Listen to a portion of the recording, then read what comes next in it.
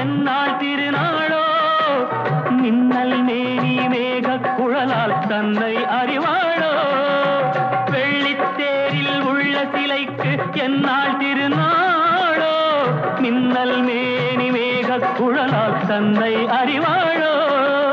பால் வண்ண பூ முல்லை பார்த்தால் போதாதோ பாலைவனத்தில் காவிரியாறு பைரவி பாடாதோ தென்றலுக்கு என்றும் வயது 16 என்றோ செவ்வானத்தின் வண்ண நிலாவும் சின்னவள் தானன்றோ தென்றலுக்கு என்றும் வயது 16